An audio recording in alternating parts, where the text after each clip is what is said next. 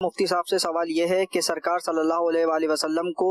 معراج جسمانی ہوئی تھی یا روحانی؟ نبی کریم صلی اللہ تعالیٰ علیہ وآلہ وسلم کو جو معراج ہوئی تھی وہ جسمانی ہوئی تھی، اور اس پر بہت سارے دلائل قرآن سے بھی موجود ہیں، احادیث طیبہ سے بھی موجود ہیں، اور عقلی طور پر بھی موجود ہیں۔ قرآن پاک میں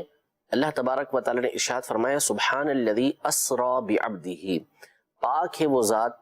کہ جو اپنے بندے کو راتوں رات لے گئی، لیلم من المسجد الحرام الى المسجد الاقصی، رات کے مختصر حصے میں مسجد حرام سے مسجد اقصی تک۔ سبحان اللہ۔ اب یہاں پر اس آیت پر ہم غور کریں تو بہت سارے الفاظ یہ ہمیں بتاتے ہیں کہ یہ معراج جسمانی تھی۔ سب سے پہلے تو بعبدہ، وہ اپنے بندے کو لے گیا، اور عبد جو کلمہ ہے یہ روح اور جسم کے مجموعے کو بولتے ہیں۔ روح کے اوپر عبد کا اطلاق نہیں ہوتا، عمومی طور پر جو اسلوب ہے، منہج ہے قرآن مجید فرقان حمید کا، عربی زبان کا، اس میں عبد اسی صورت میں بولا جاتا ہے جبکہ روح اور جسم دونوں کا مجموعہ ہو۔ دوسری بات یہ کہ اس آیت میں اللہ تبارک و تعالیٰ نے ابتدا فرمائی ہے سبحان کے ذریعے۔ سبحان کا مطلب ہوتا ہے کہ وہ ذات کے جو ہر عیب سے پاک ہے۔ اصل میں معراج ایک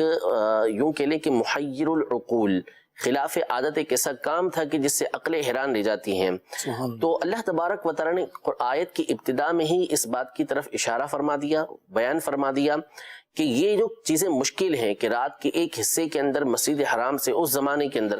مسجد اقصی تک لے جانا، یہ تمہارے لیے تو مشکل ہو سکتا ہے، تمہارے اندر یہ عیب ہو سکتا ہے، اللہ تبارک و تعالیٰ کی ذات اس عیب سے پاک ہے، وہ چاہے تو لمحے بھر کے اندر کہاں سے کہاں کسی کو بھی لے جائے۔ جب اللہ تبارک و تعالیٰ انسان کو یہ قدرت دے سکتا ہے فی زمانہ کہ ہم تھوڑے سے وقفے کے اندر جو ہے وہ کہاں سے کہاں آج کے دور کے اندر پہنچ جاتے ہیں، کیسے کیسے طیارے، کیسے کیسے جہاز جو ہے وہ وجود کے اندر آ چکے ہیں، تو اللہ تبارک و تعالیٰ کی ذات تو برتر ہے، پاک ہے۔ تو اگر یہ روح کے ساتھ کا معاملہ ہوتا تو پھر اس کے ابتدا میں اس کو ذکر کرنے کا کوئی یعنی اتنا خاص فائدہ نہ ہوتا، اس لیے کہ روح تو کسی کی بھی کہیں پہنچ سکتی ہے،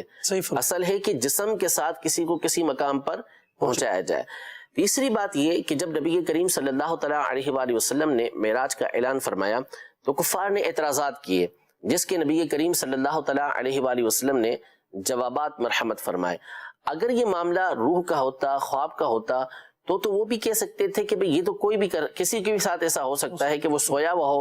اور اس کی روح کہاں سے کہاں پہنچ جائے، اس کا خواب کہیں سے کہیں پہنچ جائے، تو اعتراض کا کوئی محل ہی نہیں بنتا تھا کہ وہ یوں کہہ سکتے تھے۔ تو ان کا اعتراض کرنے کی بالکل واضح اس بات کی دلیل ہے کہ جو معراج ہوئی تھی وہ جسمانی ہوئی تھی، اس لیے ان کو اس کے اوپر اعتراض ہوا تھا۔ تو ہمارا جمہور اہل سنت کا یہی موقف ہے کہ نبی کریم صلی اللہ تعالیٰ علیہ وآلہ وسلم کو معراج یہ جسمانی کروائی گئی تھی۔